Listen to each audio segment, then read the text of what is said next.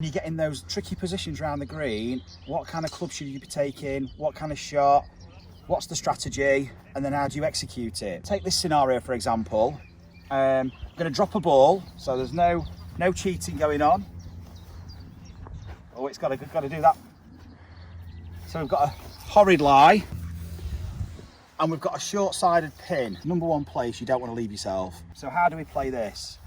We've got about 10 foot of green, bit of fringe, a lot of green to work with. So the first thing is we've got to get it out this lie onto the green. That's priority. But we also want to get up and down if possible. So give ourselves an opportunity to hold the putt. So we're going to take a lofted club, the most lofted, the 60 degree. This also has a lot of bounce, so it's going to allow us to work the club through the ground. So we can be quite aggressive with it. Now, it's like a bunker shot. We're not going to try and get the ball, the strike on the ball precise. We're going to try and take the grass before the ball. And that's going to act like a cushion. So we're going to open the face. That's going to give us the loft. It's going to allow us to use the bounce. So now we've got the back edge of the sole, which is going to be making contact with the ground and allowing us to swing aggressively, and the club will slide under the ground. It won't dig in. Set up like a bunker shot, looking to hit about probably 2 or 3 inches before the ball. Now the ball's also below my feet, so I've really tried to find the hardest shot possible here. So I'm going to grip higher up the club to offset that distance. I'm going to widen the stance for stability, so the lower body is going to provide the stability for us to create the power with the wrists and the arms. And we're going to have to be pretty firm with the wrists too, because the heel might dig in and the club head might twist. That closes the face, reduces the bounce. So basically it digs in, no loft, and only advances a couple of feet. We've got to get the club sliding. We want the loft staying on the face. So ultimately keeping the club face pointing up, not twisting. It's only the trajectory that's going to stop this ball rolling. We're not going to get any spin on this shot, so we're relying on a softer landing, which means we've got to pop the ball up in the air so it lands soft, like a parachute landing. Normally we swing with a slope, but if I do that, I'm not going to get the angle of attack. So I'm actually going to try and negate the slope and get my weight forward on the left side. Shoulders are pretty level, and this is allowing me now to use the wrists. So we're not hitting up. If I was swinging with the slope, I'm not going to be able to get the angle of attack into the grass. Here, ball's kind of more central, face is open, shaft's not leaning forward, otherwise we're bringing the leading edge down, and we're pointing the face out to the right. In fact, it's quite the opposite. I'm going to drop the hands. If I simply open the face now points to the right. If I drop the hands, it brings the sweet spot back in line to my intended target. So by dropping the hands, it tilts the face plane, brings the club back on line. If you just plainly open the face with the hands in the normal position, you're probably going to start the ball right. We know we're going to get a bit of run. We're not going to get a lot of spin. To be honest, priority is just to get it on the green, but then it's going to roll out. The higher the shot, the more control we're going to get, but that means we're going to have to be aggressive with it. That means you've got to be more precise with your strike, with the entry into the grass, because if we don't quite get that right, there's going to be high club head speed. We could thin it over the green. So, feeling that release, setting into the shot, just starting to get a feel for where I want to strike the grass, taking a nice wide stance, much wider than driver stance for stability. Got to get a lot of power from the upper body here. Going to cut through the grass, weight on the left side, don't lean the shaft, get a little feel for it.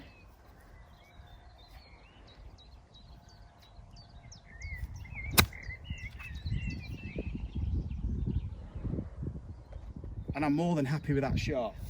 It's probably about a 12 footer, but I've got a chance for a par. It popped up, stopped pretty quick because we had the trajectory. It's going to be a bogey at worst. We've avoided a card wrecker, could have thinned it through the green quite easily or left it in here with the same shot again, putting pressure on ourselves. We've got a chance to make a par. If we make a bogey, it's not the end of the world. We'll live to fight another day. So we're on the same green, it's the 15th at Bawtry. It's the next trouble shot. It's the ball off a hanging line, balls above the feet, to a sloping green, and it's got to carry over this fairway and this fringe. So we've got a few things to encounter and to take into consideration here. Let's have a look at it from the hole back and see what our landing spot's like and what we've got to play with the slopes. We're going to have a look back from the hole to the ball. So it's over there. We can see we've missed the green here. The tee's over there, we've missed it long right. A shot back to a front pin. We've got a bit of green to work with, but it's quite severe downhill, and it's also right to left. It banks off all slopes right to left. So from this perspective, we're thinking about where will the slope take it? If water was shooting out of the hole, where would it drain? So in this close proximity to the hole, which is where the ball is going to break the most as it's slowing down, hopefully, it's going to break the most. So we need to be thinking about where the ball is going to approach the hole, and a good indication of that is where would it run off. And then we can imagine where this low point is, visualize a line through the hole, and now we've got an entry to the hole and we've got a journey back to the ball. So it's quite a severe, you can see here, a lot higher this side. I'm walking downhill here. So we know what the green's like. We've got an idea of our landing spot. Again, we need this to be at least checking on the first bounce. So we're going to look at a check on the first bounce just to control that release of the ball. We don't want it running off the green. So we're thinking about strike. Already we're thinking about what club we need to take. We're already thinking loft, okay? Bumping this into the bank like a 9-iron or an 8-iron, because we might be afraid of getting a good contact with the ball. If we're afraid of strike and we just go into the damage limitation shot, which is just bump it onto the green, that is fraught with danger, because we've got 3 grades of grass, which is very difficult to judge distance with, because as soon as it gets onto the green, it's going to speed up. We've got to judge how much the bank would absorb the impact and take out of the shot. We've got to get the trajectory right. There is a way of playing it which can negate this, but and we might touch on that later, but to be honest, we need to carry all this. This is purely down to club selection. We ultimately want to get the ball landing on the most predictable surface, which is the green, and we need to get it rolling to the hole like a putt. So we're going to take the 60 for the spin. So with our attention on our landing spot, we've got to set up in a way that's going to help encourage this shot with this slope. Now we know ball above the feet will tend to start the ball left, so we're going to open the face, shift our alignment around, ball's in the middle, fairly narrow stance. We're not looking for a lot of stability, not a lot of power here. We're just going to use natural momentum. This is basically like a side-on underarm throw. The key to this is to let the club fall, to use the swing weight, not to get aggressive. We've got to get the ball landing soft. We need the club sliding. We need the bounce sliding. We don't need a steep angle of attack. So we're not using the wrists as violently as we would if we were coming out the rough. We've actually got the hands tracking on a more kind of shallow arc. It's more lateral. There's a lot of translation here of the hands, as opposed to using the wrists here. That's going to be a steeper angle of attack, and that's okay if we need to get into the grass. But here we're just collecting the ball, so the hands are traveling, and it's a very shallow arc, and it's a long arc with the hands. It's a long hand path. Out the rough, it's a short hand path. Hands are only probably traveling this much. Here, it's a much longer hand path. And we can let the swing weight naturally release. So we're setting up, focusing on the landing spot. We know we're going to have to aim further right, opening the face. We don't need to drop the hands as much, because we don't need to tilt the face to the left, because we know the ball might start left. Ball's kind of central, bit of weight on the left side just to encourage that downward angle of attack. Allowing the hands to track, that maintains the shallowness of the swing, and just letting the club slide. So just letting the club release, but not letting the club rotate. So it's that release similar to the one out the thick rough. We're keeping the loft on the face, keeping the bounce on the club, on the sole.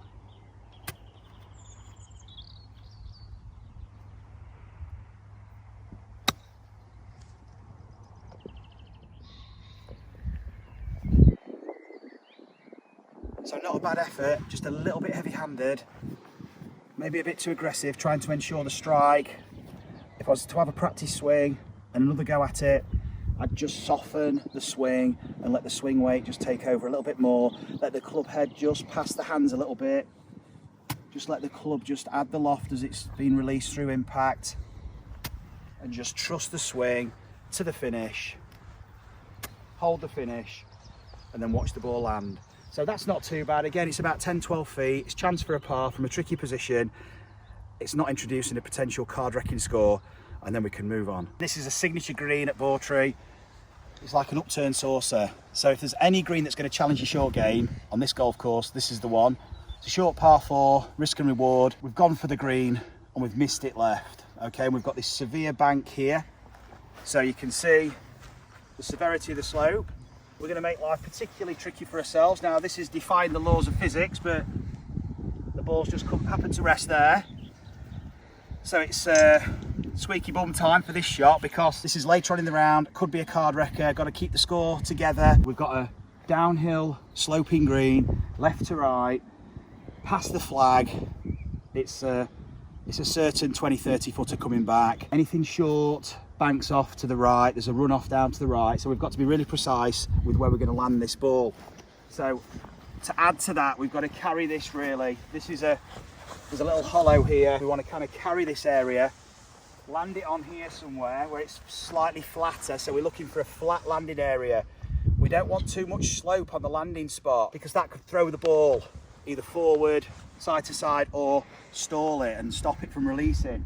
And then we've got a release, hopefully, down, rolling round left to right to the hole. So this is as tricky as it gets for this green. So let's think about how we're going to play it. We're going to tip the shoulders. We're going to tilt the upper body. We're going to get the shoulders level to the slope. So that means we need a really wide base of support, almost as wide as we can get it. We're going to try and get the shoulders parallel, so we're tipping the torso to the left.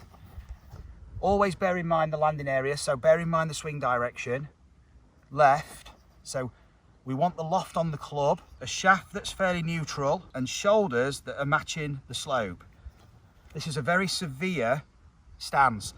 We don't want the hands forward, because you can see what that's doing to the leading edge. It's lifting it off the ground. I'm bringing the back edge of the sole now in contact.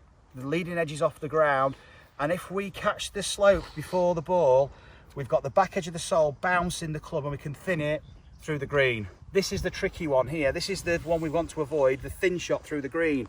So we need a descending angle of attack. To do that, it's the upper body that's going to influence this. We don't want a lot of hand track. We don't want the hands traveling, because that's going to shallow the angle of attack.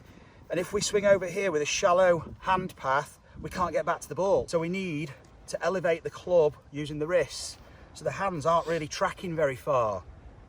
But then you could let them track, because that shallows out the club. So if you keep the hands fairly central, just use the wrists and then let them travel and release, you're controlling your low point, and you've got the angle of attack to help control that golf shot. So it's here, shaft's fairly neutral. We may just drop the hands a bit, as we've discussed earlier about tilting the face back. Shoulders parallel to the slope. Focus on the shot. We just want to carry that hollow onto the landing spot and let it follow the left to right slope to the hole.